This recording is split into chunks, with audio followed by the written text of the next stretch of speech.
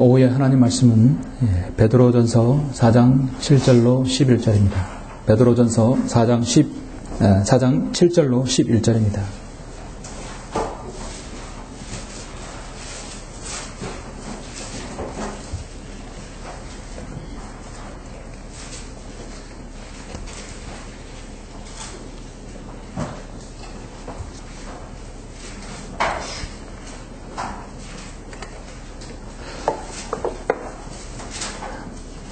베드로전서 4장 7절 12절까지 봉독해 올리겠습니다. 만물이 마지막이 가까웠으니 그러므로 너희는 정신을 차리고 깨어 기도하라. 무엇보다 서로 뜨겁게 사랑하라. 이는 사랑이 허다한 죄들을 덮기 때문이라. 불평하지 말고 서로 대접하며 각 사람이 받은 은사대로 하나님의 다양한 은혜를 맡은 선한 청지기같이 서로 섬기라.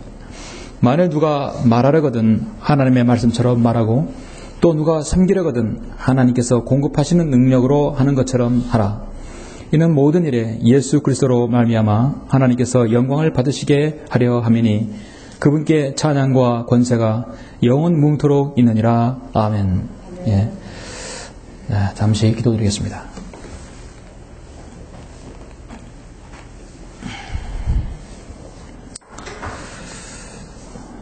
우리를 사랑하셔서 독생자들 예수 그리스도를 이 땅에 보내셔서 그 갈보리 십자가에서 모진 고초와 보배로운 피를 흘려주셔서 우리를 구원해 주신 주님께 감사를 드립니다. 주님의 자녀가 되어서 이제 주님을 섬기게 해주시며 주님께서 세우신 이 지역교회에서 성도를 사랑하고 섬기며 또 주님의 기쁨을 이룰 수 있는 귀한 성도님 이렇게 세워주심을 감사를 드립니다.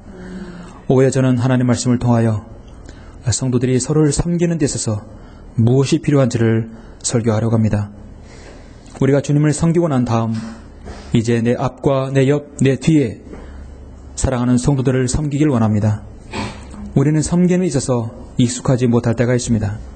그러나 오늘 하나님께서 우리에게 주신 말씀을 통하여 진실한 사랑의 섬김이 무엇인지를 알게 해주시고 그런 섬김의 실천이 우리 모두에게 다 몸으로 실천되어 줄 수 있도록 인도하여 주시옵소서. 이 말씀이 모든 성도에게 도전이 되며 만판에 잘 각인하는 시간 될 수 있도록 도와주시길 원합니다. 주 예수 그리스도 이름으로 기도드렸습니다. 아멘. 오후에 하나님 말씀은 너희가 서로를 섬기고자 하면 이란 제목으로 설교하고자 합니다. 하나님의 교회는 이 천안 성결침례교회는 인간의 힘과 노력이 아닌 하나님께서 주님 자신의 피로 세운 하나님의 교회, 즉 하나님께서 세우신 기관입니다. 누구든지 예수 그리스도를 믿고 구원받으면 그 사람 안에 성령님이 내주하여 주셔서 이제 거처를 삼으시고 이제 그때 그 사람이 그리스도의 몸에 이제 성전이 되는 것입니다. 그 안에는 이제 하나님의 영께서 그 안에 거하시는 것입니다.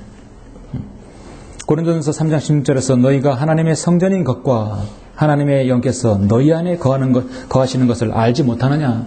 우리 안에는 성령님께서 거하십니다. 성전입니다. 보이는 것이 성전이 아니라 우리 자신이 성전입니다. 성전과 성전이 모여서 교회가 이루어지는 것입니다. 성경은 이러한 성전된 그리스도인을 가리켜 하나님의 교회라고 말씀합니다. 하나님의 교회를 구성하는 성도들이 모여서 경배드리고 주님을 섬기고 있습니다. 그래서 이 교회는 자치적인 교회이고 독립적으로 운영합니다. 교단에서 영향을 받지 않는 것입니다. 어느 누구가 우리에게 이번 주일날 몇 명 나오느냐, 헌금을 얼마나 거쳤느냐 그런 거 묻는 교회가 없습니다. 자치적인 교회, 정말 독립침례 교회입니다. 독립침례 교회 연합회는 또한 그룹이 있는 거예요. 그 연합회 소속이 되어야만이 독립침례교회를 인정한다는 것이. 그런 여러분 어느 아이러니컬한 것이 어디 있습니까? 이율배반적이죠. 교회는 하나님께서 온전한 섬김으로 사역을 이룰 수 있는 기관으로 인정하신 것입니다. 저는 오전에 하나님에 대한 섬김에 대해서 말씀을 드렸는데요. 오후에는 하나님을 섬긴 다음에 서로를 섬긴 성도들을 서로 섬기는 것에 대해서 설교를 하려고 합니다. 여러분, 섬김이야말로 교회의 사역과 여러분이 교제에 있어서 너무도 중요한 단어일 것입니다. 인자도 섬김을 받으려고 온 것이 아니라 섬기러 왔고 또 많은 사람을 위하여 자기 생명의 몸값으로 주려고 온 것이라. 주님은 섬김을 받으러 온 것이 아니라 섬기러 오셨어요. 예수님께서는 분명히 제자들에게 주님은 선생님이셨고 주님이심에도 불구하고 주님은 섬김의 본을 직접 보이셨습니다. 주님은 왕의 왕이십니다. 대우를 받으셔야 할 분이 주님은 오히려 섬기러 오셨어요. 그것이 주님의 초림의 사역입니다. 주님의 사역을 감당할 사람들에게 섬김의 자세를 견지한다는 것은 당연한 것입니다.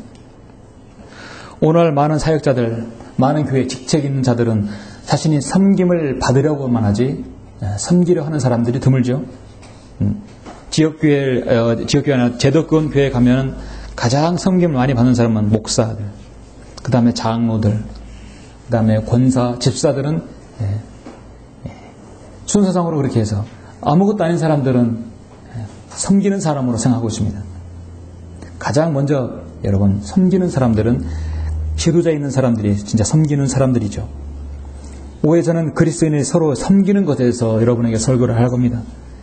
이 섬김의 교제를 여러분은 잘 한번 유념하셔서 그 어느 때라도 다른 성도와 교제할 때, 또 새로운 성도가 누가 왔을 때, 또 다른 성도에게 권면이 필요할 때 정말 여러분 의미 있고 그 성도에게 마음을 주고 여러분 사랑을 주는 그런 섬김이 되었으면 합니다. 그렇게 함으로써 이 지역교회가 서로 동질감을 가질 수 있는 것이 되는 것입니다. 교회에 한 번 왔다가 그냥 가고 또 예배 드리고 가고 많은 사람이 왔다 가고 하더라도 진정한 섬김은 뭐냐면 주님을 섬기고 그 다음에 성도를 서로 섬겨야 합니다. 이 두 가지가 되지 않으면 절대로 이 성경침례교회의 회원이 될 수 없어요. 여러분 오는 것은 자유지만 성도가 회원되는 것은 그렇게 쉽지 않습니다.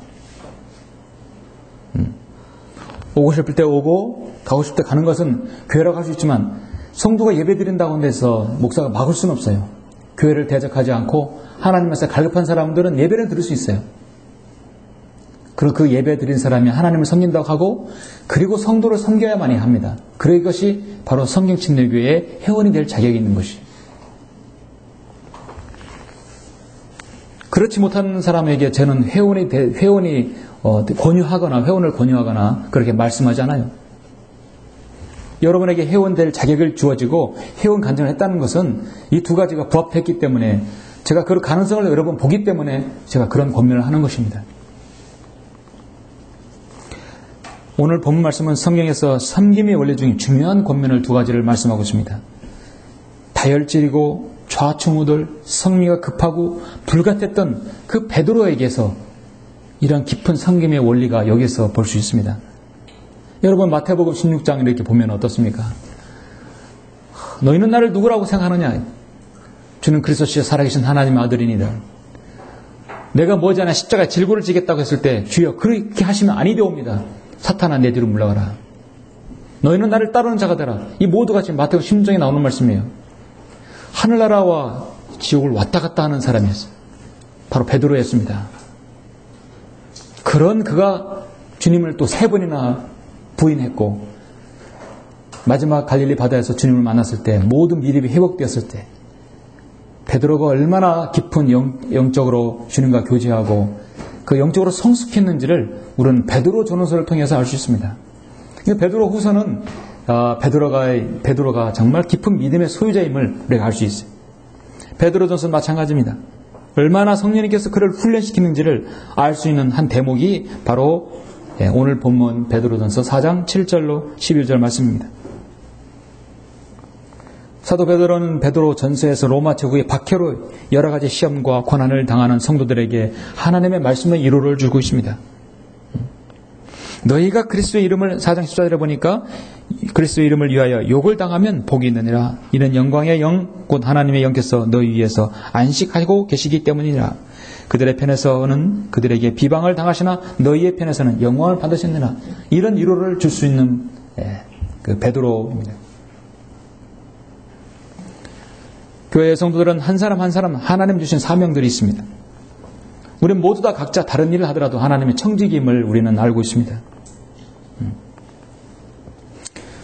그래서 오늘 본문 말씀 때문에 선한 청지기같이 서로 섬기라 말씀하고 있죠. 제가 오전 오후 말씀드렸듯이 섬김은 두 가지. 첫 번째 하나님을 섬기는, 마태복음 4장에 보면 예수께서 그에게 말씀하시기를 사탄아 여기서 물러가라.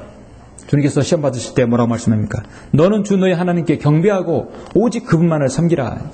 여러분은 하나님께 경배하고 오직 그분만을 섬겨야. 여러분 이 말씀에 순종하셨습니다. 그렇죠? 오늘 로마서 12장 11절에서도 일에는 게으르지 말고 영 안에서 열심을 내며 주를 섬기라. 첫째 이 말씀에 여러분 순종하고 있습니다. 두 번째는 오늘 본문 말씀 베드로전서 4장 10절 말씀처럼 각 사람은 받은 은사대로 하나님의 다양한 은혜를 맡은 선한 청지기같이 서로 섬기라. 이제 하나님을 섬겼으면 우리가 서로 섬겨야 합니다. 갈라디아서 5장 13절에서도 너희가 자유로 부르심을 받았으니 그 자유를 육신을 위한 계계로 삼지 말고 사랑으로 서로 섬기라. 서로 섬겨야 합니다. 그래서 주님께서 십자가에 질고를 주신 것은 섬김의 완성인 것입니다. 섬김의 완성은 아까 섬김은 뭐라 했습니까? 제가? 사랑이랬죠? 사랑의 완성이에요.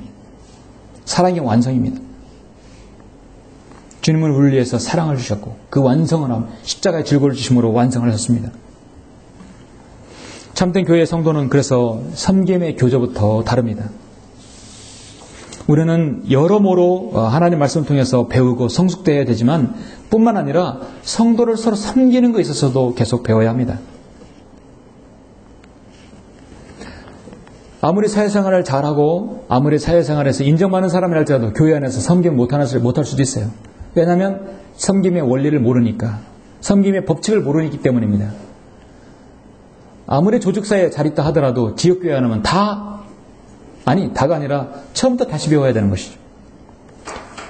사회에서의 섬김의 방식과 전혀 다르기 때문입니다. 오늘 여러분은 그것을 아시기를 원하는 것입니다. 빌보서 3장 10절에 보면 이는 내가 그를 알고 그분의 그의 부활의 능력과 그의 고난의 교제를 알아 그의 죽음의 본을 따르려 함이며. 자, 우리는 고난의 교제를 따르는 사람들입니다. 다른 말로 우리는 동역자입니다. 저는 동역자라는 말을 상당히 좋아하는데요. 왜냐하면 성경에 그렇게 많이 제시하고 있기 때문입니다. fellow laborer, 서로 같은 짐을 지고 있는 사람들입니다. 같은 멍에를 진 사람들입니다. 이 하나님의 사역을 저만이 지게 아니라 여러분 모두가 같이 져야 돼요. 같이 복음을 전하고 같이 전도지를 접고 같이 기도하고 같이 이 하나님의 사역을 위해서 우리 같이 기도해야 됩니다. 저는 여러모로 여러분이 가진 형편에서 최선을 다해서 주님을 상황에서 섬기고 있는 걸 저는 여러분 알고 있습니다. 여러분의 그 지속된 섬김에 여러분을 보고 또 다른 성도가 이렇게 이 사역에 동참했을 때 사역에 강성해 줄 수 있죠. 로마서 16장 3절에 보면 그리스도 예수 안에서 나의 동역자인 프리스킬라와 아킬라에게 문안하라. 16장 9절에 보면 그리스도 안에 우리의 동역자인 울바노와 내가 사랑하는 스타쿠에게 문안하라. 로마서 16장 21절에서 나의 동역자 디모데라고 했어요. 고린도전서 3장 9절에서 우리는 하나님과 함께 일하는 동역자라. 저와 여러분은 동역자입니다. 고린도후서 1장 24절에 우리는 너희의 믿음을 주관하는 것이 아니요 다만 너희를 기쁘게 하기 위한 동역자이니라. 저도 마찬가지로 여러분의 믿음을 주관하는 것이 아니라 우리는 주님의 기쁨을 위해서 함께 일하는 동역자입니다. 고린도후서 8장 23절에 디도로 말하면 그는 나의 동반자요 너에게는 동역자이며 우리 형제들로 말하면 그들은 여러 교회의 사역자 사자들이요 그리스도의 영광이니라. 저 여러분은 동역자입니다. 저는 나이가 40대도 여러분 20대 하더라도 서로 동역자예요. 성이 달라도 동역자입니다. 동역자인데 같은 짐을 지고 있는데 열심히 우리는 땀을 흘려 이 사역이 같이 매진했을 때 한 사람은 열애됨이 없이 어떤 형태로든 동참하고 기도해야 할 것입니다.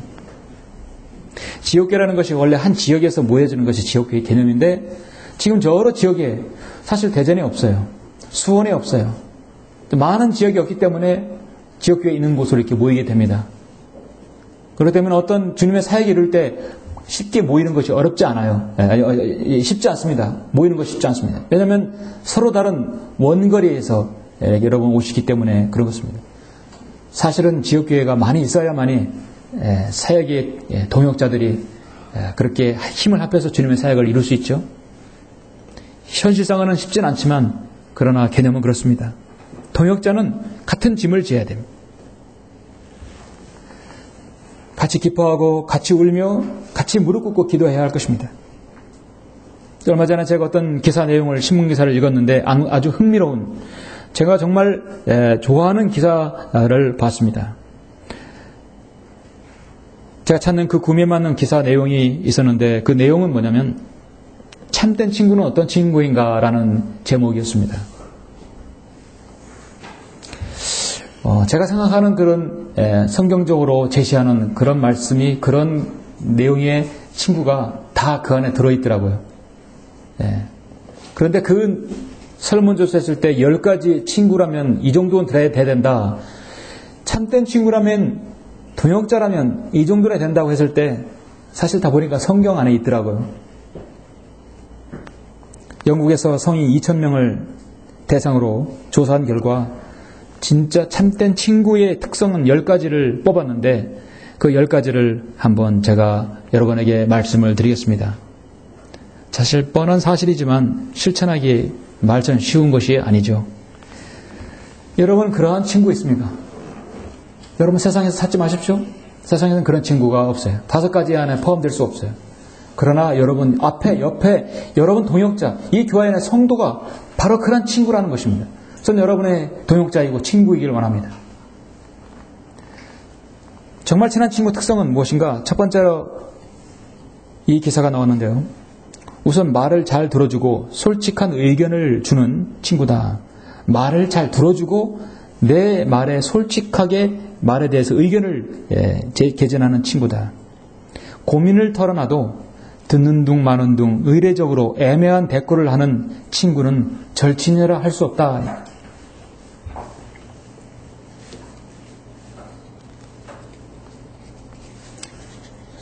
몇 달 전에 한 그리스도인 친구를 만났는데 뭐에 대해서 얘기를 할 때 보면은 형식성으로 건성건성 들어주는 것이 있어요. 그럼 나도 나중에 말할 때 형식상으로 얘기해요. 형식상으로 인사하고. 내 말을 진작에 들어줄 수가 없는데 어떻게 내가 진지하게 얘기할 수 있겠습니까? 두 번째는 진정한 친구는 오랜 시간 침묵이 흘러도 전혀 어색하지 않다는 것이다. 오랜 시간,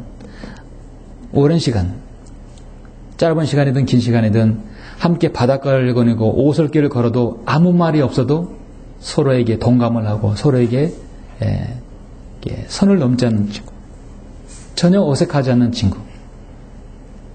그렇죠? 오랫동안 함께 했던 부부관계에서도 말은 하지 않아도 서로 어색하지 않는 부부, 정말 아름다운 부부, 좋은 친구라고 생각합니다. 대화가 끊어졌으면 침묵을 깨야 한다는 그런 논리가 아닌 거예요. 침묵한다는 것은 대화가 끊어졌다는 논리가 아니라 침묵이 흘러도 어색하지 않는 친구, 전혀 부담감이 없는 친구가 정말 진정한 친구다. 세 번째는 어떤 절친은 내가 슬픔이나 절망에 빠졌을 때 기대에 어울릴 수 있는 그 기대에 내가 이렇게 어깨를 내밀어 줄 수 있는 존재다. 절망이나 슬픔이나 어려움에 빠졌을 때 내가 기댈 수 있다. 네 번째는 어떠한 경우에도 내 뜻을 믿고 따라주고 깊은 비밀을 철저하게 지켜주는 친구가 좋은 친구다. 다섯 번째는 아무리 오랜 기간 만나지 못하더라도 그동안 변한 게 없다. 변한 게 없는 친구예요. 오랜 동안 통화하지 못했어도 그 오랜 기간 이후에 만나도 여전히 변함이 없는 친구. 그러다가도 뭔가가 내가 절실히 필요로 하면 자신의 예정된 계획을 바꿔서라도 공경에 찬 나를 도와주는 친구, 그 친구가 진정한 나의 친구다. 여섯 번째, 아무 말 하지 않는다도 내가 울적하고 우울해한다는 것을 알아챌 수 있을 만큼 교감이 이루어지는 친구가 진짜 친구다.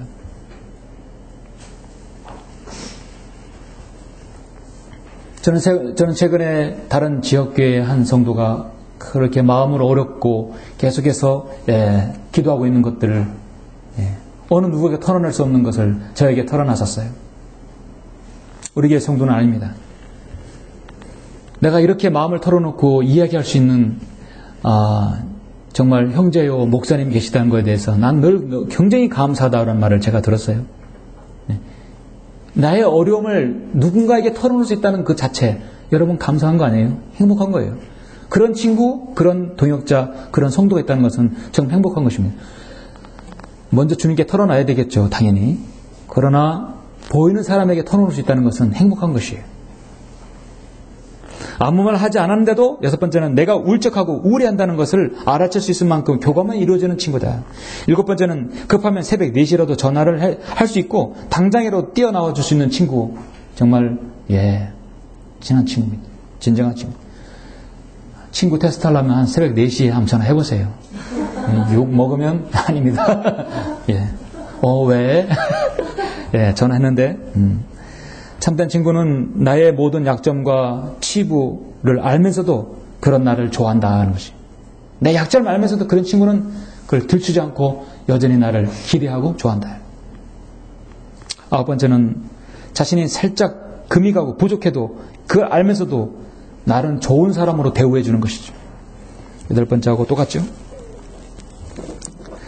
마지막 열 번째는 미국의 토크쇼의 여왕 오프라 윈프리가 유명하죠. 이 사람이 한때 이런 말을 했어요. 나에게 진정한 친구는 뭐냐? 내 리무진을 함께 타고 싶어하는 사람은 많다. 하지만 나는 내 리무진이 고장났을 때 나랑 함께 버스를 타줄 친구를 원한다. 풍족하고 어려울 때는요, 풍족하고 넉넉할 때는 사람들이 많이 붙을지라도 진정으로 어려울 때 같이 하는 친구가 진정한 친구라는 것이죠. 자, 여러분 이런 제가 10가지를 제시하였는데 이렇게 하나라도 들 수 있는 그런 친구, 그런 동역자, 그런 기도의 사람들이 여러분 있습니까? 저는 여러분은 있다고 봐요. 그렇게 가능성 있는 사람이 누굽니까? 바로 우리 성도예요. 저는 여러분에게 오늘 주님을 섬겼다고 한다면, 주님을 잘 섬긴다고 한다면 우리가 서로를 섬기고자 하면 어떤 것이 필요한 것인가 오늘 본문을 통해서 여러분에게 2가지를 제시하고자 합니다. 너희가 서로를 섬기고자 하면 첫 번째는 받은 은사대로 사랑하라. 내가 받은 은사대로 사랑하라. 단 불평 없이 받은 은사대로 사랑하라. 오늘 본문 전체를 보시면 여러분 4장 7절 11절을 보십시오. 마물의 마지막에 가까웠으니 그러므로 너희는 정신을 차리고 깨어 기도하라. 무엇보다 서로 뜨겁게 사랑하라. 이는 사랑이 허다한 죄들을 덮기 때문이니라. 불평하지 말고 서로 대접하며 각 사람이 받은 은사대로 하나님의 다양한 은혜를 받은 선한 청지기같이 서로 섬기라. 만일 누가 말하려거든 하나님의 말씀처럼 말하고 또 누가 섬기려거든 하나님께서 공급하시는 능력으로 하는 것처럼 하라. 이는 모든 일에 예수 그리스도로 말미암아 하나님께서 영광을 받으시게 하려 함이니 그분께 찬양과 권세가 영원 뭉토록 있느니라. 아멘. 그렇죠? 여러분이 다른 사람을 섬기는 데 있어서 정말 중요한 여러분 원칙이 하나입니다. 바로 받은 은사대로 사랑하라. 여러분 은사가 무엇입니까? 하나님 주신 재능이에요. 여러분이 가진 재능을 잘 살려서 주님을 위해서 기여하게 되면 은사가 되고 다른 성도에게 도움을 줘도 은사가 되는 거예요. 재능이 있는데 여러분의 안에서 사장시키고 사용하지 않으면 거기서 끝나는 거예요. 재능은 있는데 그 재능을 주님을 위해서, 교회를 위해서, 다른 성도를 위해서 쓰여진다면 그게 바로 은사가 되는 거예요. 기프트가 되는 것이. 여러분 그 기프트가 여러분 스스로 노력으로 만들어진 거 아니에요. 하나님 주신 재능이에요. 탤런트는 하나님 것이에요. 그래서 내 손이 내 등을 만지지 못한다는 속담이 있는 것입니다. 여러분의 이 좋은 손이 여러분 손등을 스스로 만질 수 없는 거예요. 여러분의 주어진 재능과 은사는 다른 사람을 위해서 쓰여지는 거예요. 첫 번째 하나님을 위해서, 두 번째 성도들을 위해서 쓰여지는 것입니다. 세상에 있는 모든 원리는 자신을 도높여서 자신을 위해서 모든 걸 치장하고 자신을 만들기를 원하지만 하나님께서 가르치신 성경을 통해서 알려주신 너희가 서로를 섬기고자 한다면 가지고 있는 것을 먼저 다른 사람에게 베풀라 하는 것입니다. 중요한 것은 베풀 때 여러분은 기준을 여러분에게 두지 않는 거예요. 기준을 여러분 스스로 만들어서 사람에게 집어넣지 않는 것입니다. 그 틀을 여러분이 만들어 놓는 게 아니에요. 내 틀을 내 안에 집어넣고 당신 일로 들어와. 형제, 자매 일로 들어와. 그렇게 해야 내가 섬길 수 있어. 그게 아닙니다. 이 틀은요, 내 틀이 아니라 상대방의 틀이에요. 상대방은 이렇게 생기고 여러 가지가 있어요. 그럼 그 상태에서 맞춰줘서 여러분이 섬기라는 얘기예요. 이해하십니까? 나는 어떤 한 분야를 좋아해요. 나는 예수의 분야, 나는 스포츠의 분야, 어떤 분야를 좋아한다고 했을 때 그 분야에서 다른 성도 혹시 교제하고 얘기를 나눌 때면 그 분야에 대해서만 하는 것이 상대방이 좋아하는 분야에 대해서, 상대방이 관심 있는 부분에 대해서 먼저 귀를 기울이라는 얘기예요. 교제를 내 기준으로 맞추라는 말란 말입니다.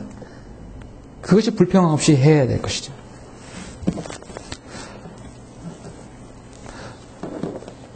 어느 마을에 한 노인이 마을 입구 어귀에 딱 이렇게 앉아 있었어요. 마을 이렇게 입구에 보면은 큰 어떤 정자나무가 있고 이렇게 평상 놓여 있죠. 한 노인이 딱 앉아 있어요. 누군가 어떤 사람이 차를 딱 몰고 오더니 탁 내리더니 그 노인에게 묻습니다. 어르신, 이 마을에 어떤 사람이 살죠? 제가 이사갈 곳을 찾고 있어서요. 당신이 살던 마을은 어떻소? 어떤 마을에서 당신은 왔소? 이 사람 말하기를 도무지 내가 살던 사람은 예의라고는 없고 모두 다 이기적인 사람들이었습니다. 저는 도저히 견딜 수 없어서 그 마을을 떠나려 합니다. 그 노인이 말했어요. 실망스럽겠지만 이 마을 사람들도 마찬가지라네. 노인이 말이 끝나자마자 그 외지는 서둘러 떠나버렸습니다. 한참 있다 보니까 또 어떤 사람이 마을로 들어서더니 그 사람도 처음 먼저 사람과 같이 질문을 했어요. 어르신, 이 마을 사람들은 어떤 사람들이 살고 있습니까? 당신은 어떤 마을에서 왔어? 예, 저는 내 이웃들은 참으로 친절하고 착합니다. 가족들처럼 잘 지내는데 내가 일 때문에 그곳을 떠나게 되었습니다. 그러자 노인이 말했습니다. 자네는 정말 운이 좋구만. 이곳 사람들도 그렇다네. 자네가 사람들을 좋아하면 그들도 자네를 반겨줄 것이에요. 여러분, 짧은 이야기지만 중요한 메시지를 줍니다. 사람은 마치 거울에 보듯 여러분 자신의 눈에 비친 타인의 모습이 곧 여러분 자신의 모습이라는 것이죠. 쉽게 말해서 안에서 깨는 바가지 바깥에서 깨지는 거예요. 이 지역교회 안에서 잘 교제 못하는 사람은 다른 지역교회 가면 마찬가지예요. 사람은 어딜 가나 어떤 지역교회는 정말 완벽하고 훌륭한 사람들만 있는 게 아니에요. 사람이 사는 곳은 다 똑같아요. 이 직장이 어려우면 다른 직장에서 마찬가지 어려운 거예요. 이 직장에서 나를 괴롭히고 어려운 상사가 있으면 다른 직장에도 그 사람이 있는 거예요.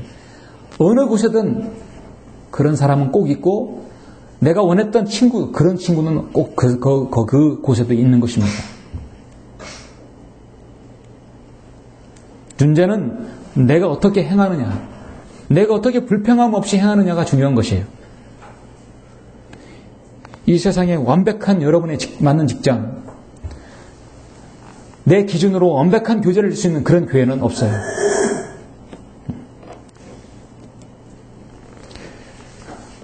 불평함 없이 내 은사대로 하나님을 섬겨야 하는 거고 마찬가지로 내 성도를 섬겨야 하는 것입니다. 여러분, 갈라디아서 5장 13절 한번 보실까요?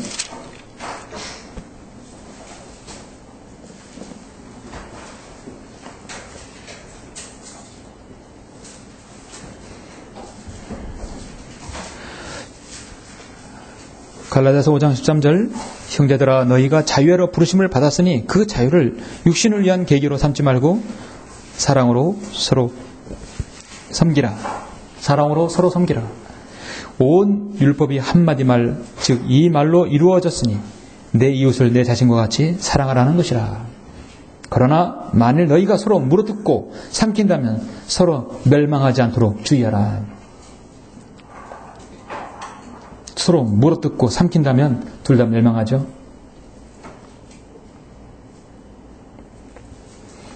어느 시장에서 유대인이 생선가게를 하는데 그 옆에 한국 사람이 똑같이 생선가게를 열면 유대인들이 기겁을 한답니다.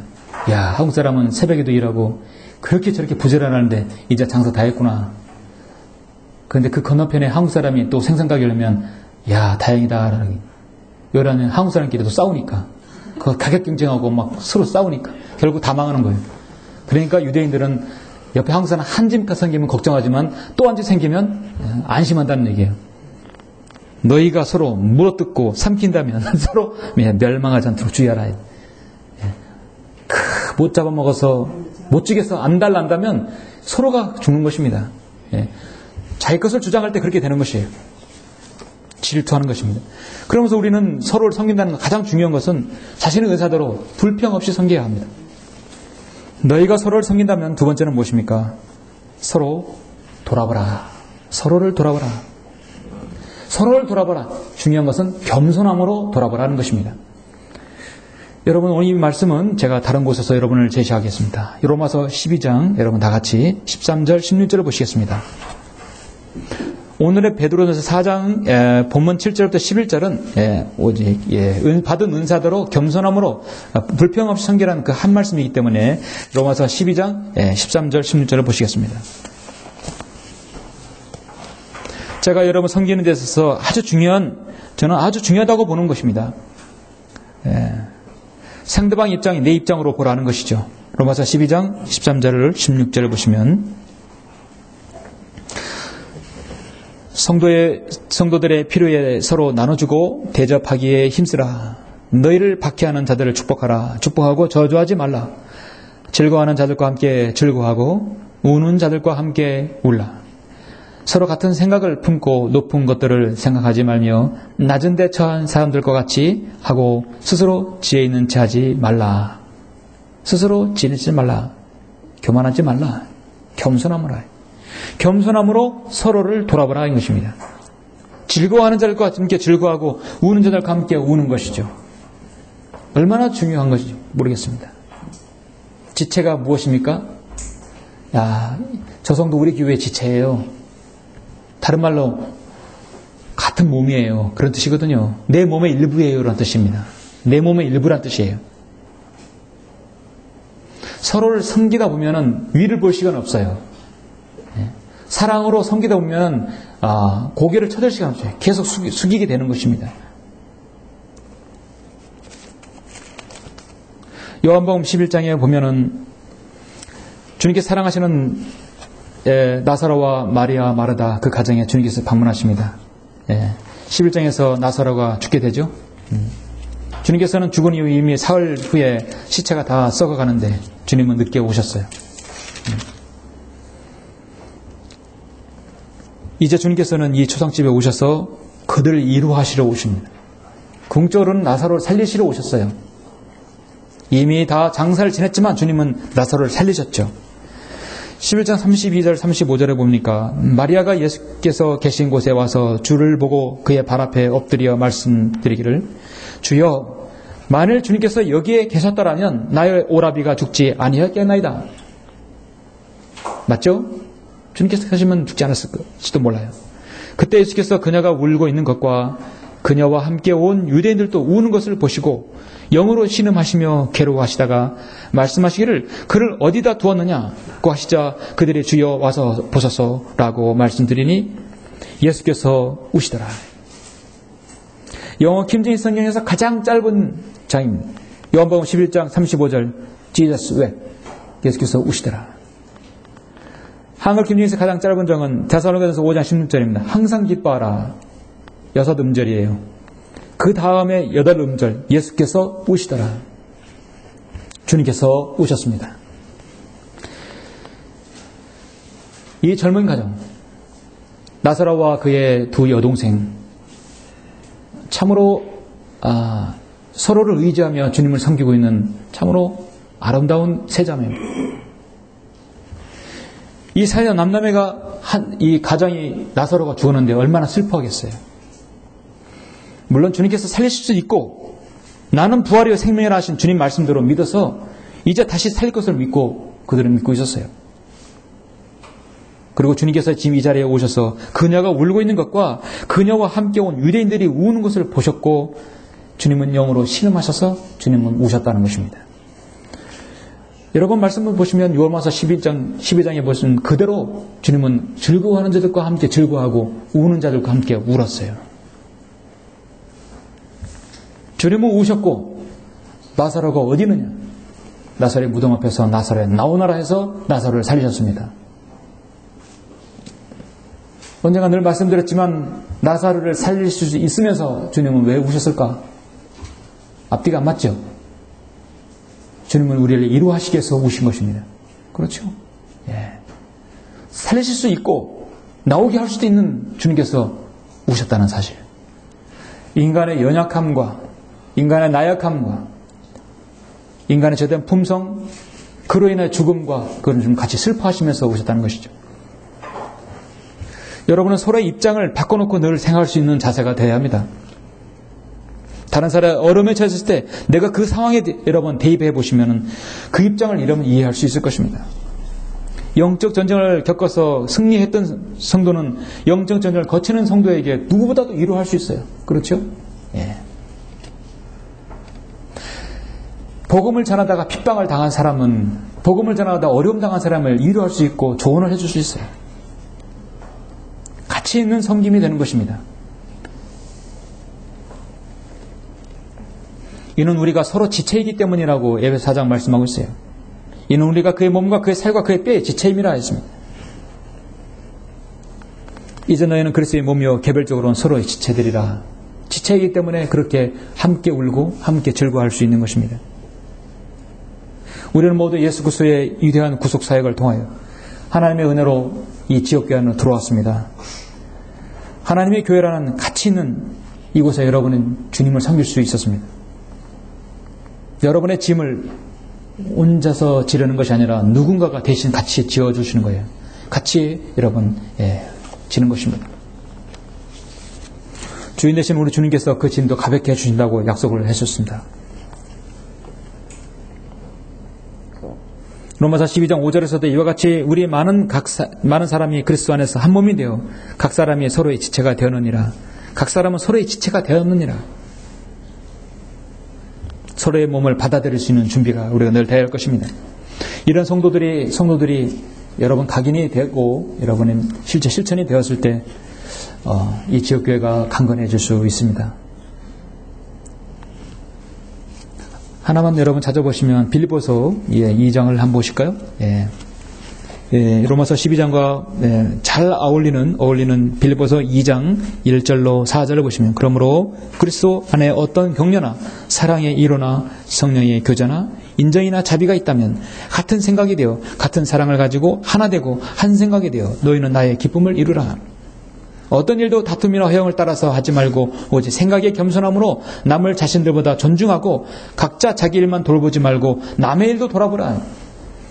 내 일도 바쁘기 어려운데 내 코가 사역자인데 남의 일 돌아보시는 분 어디 있습니까? 남의 일 돌아보는 게 사역자예요. 예. 교회 사역자의 말로 요람에서 무덤까지가 아닙니까? 성도가 악이 나면 찾아가서 기도하고 건강하게 자랄 수 있도록 기도해야 돼요.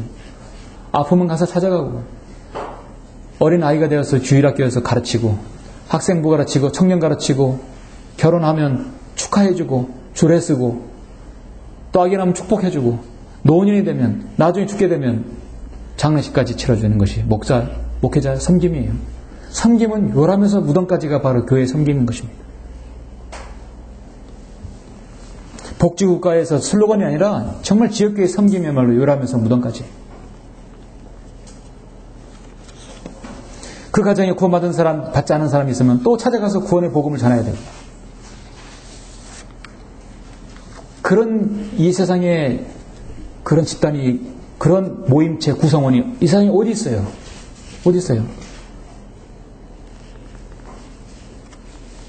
어제 우리 사랑하는 자매님 부친님 만났잖아요. 예. 우리 카톨릭은 절대 그렇게 못한다고 하잖아요. 그렇게 상상할 수 없다고 하잖아요. 근데 지역교회는 상상이 가능이 아니라 실현되는 거예요. 예. 그래서 여러분은 그 섬김이 변하지 않는 꾸준함을 의미하는 것입니다.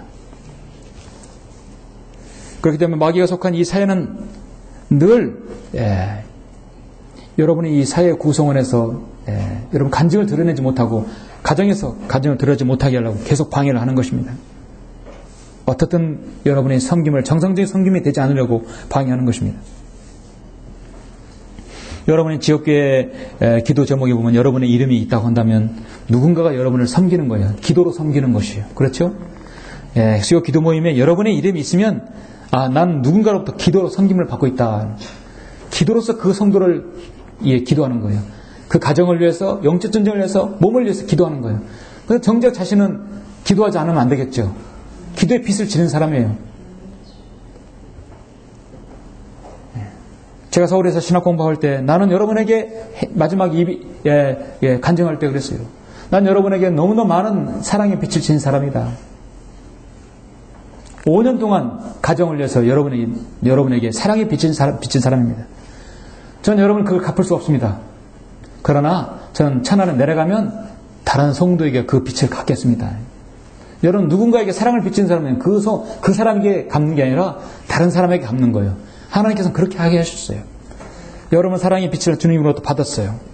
그걸 다른 성도에게 베푸는 것입니다. 하나님께서는 그렇게 갚게 하셔요.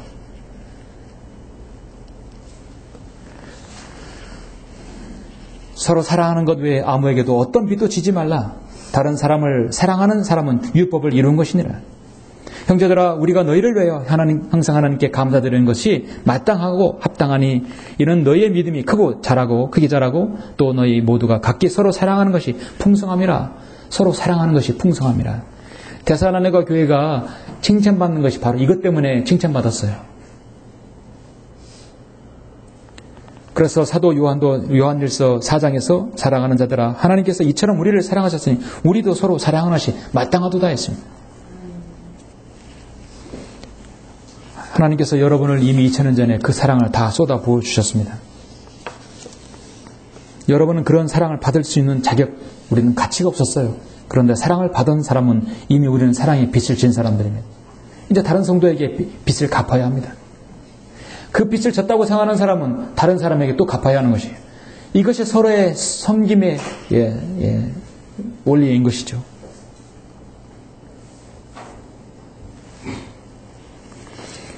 우리가 다른 사람에게 사랑의 빛을 섬김을 받았다고 해서 그 섬김을 그대로 그 사람에게 갚을 수는 없지만 처해진 환경과 나에 준 그 은사가 있다고 한다면 내가 충분히 그 은사를 다른 성도에게 베풀 수 있다고 한다면 그걸 아끼지 말고 해야 합니다.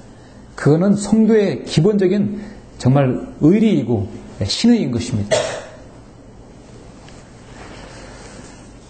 사랑 성도 여러분, 사랑은 고린도전서 13장에서 보면 깊이 있고 넓게 사랑을 하겠어요. 깊고 넓게. 사랑은 오래 참고 온유하다 하겠어요. 그렇죠? 깊고 넓다 하겠습니다. 그만큼 서로의 관심을 걸어줄 때도 깊은 관심, 들어줄 때도 모든 말에 대해서 경청해야 되는 것이죠. 여러분을 정말 섬긴다면 받은 은사대로 불평 없이 사랑하고 그리고 겸손함으로 서로를 돌아보는 자세. 그것이야말로 정말 성도를 서로 섬기는 아름다운 성도라 할 수 있습니다. 정말 사랑의 절정은 섬김에 있습니다. 5절 말씀드렸듯이 섬김은 사랑이고 섬김은 은혜입니다. 여러분이 사랑을 받았고 은혜를 받았다면 하나님께 그걸 먼저 드려야 되고 두 번째는 여러분 성도에게 그것을 베풀 수 있는 것입니다. 결론적으로 그리스도 안에서 아름다운 섬김 그리고 그 사랑의 교제는 서로에게 이런 힘을 북돋아 줍니다. 이것이 말하는 바로 신비의 교제인 것입니다. 비밀의 교제가 아니라 신비의 교제. 에베소 3장 5절 9절에서 말씀하고 있죠. 예수 그리스도를 통하여 만물을 창조하신 하나님 안에서 세상이 시작될 때부터 감추어져 왔던 신비의 교제가 무엇인지 모든 사람에게 알게 하려는 것이라 했습니다. 주님과 여러분의 그 교제, 여러분과 여러분 사이의 아름다운 그 교제. 이 믿음의 교제는, 이 믿음의 섬김은, 이 사랑의 섬김은 성령님의 인도를 받고 자원함으로 생길 수 있습니다. 어려운 성도의 처지를 보고 내가 무엇을 어떻게 도울 것인가 기도하시면 여러분이 가진 처해진 환경에서 최선을 다해서 섬길 수 있다면 섬기셔야 합니다. 덜어내놓고 섬기는 것이 아니라 불평함 없이 여러분 사랑함으로 겸손함으로 섬기는 것이죠. 주님께서 반드시 그 사람에게 주님의 방법대로 갚아 주십니다. 그렇게 했을 때 이 지역교회가 강성해지고 정말 아름다운 사랑의 이 지역이 지역 모임이 될 수 있는 것입니다. 여러분 모두가 이 성경적 원칙에서 벗어나지 않는 그런 섬김을 다 같이 하시길 간절히 바라며 설교를 마치겠습니다.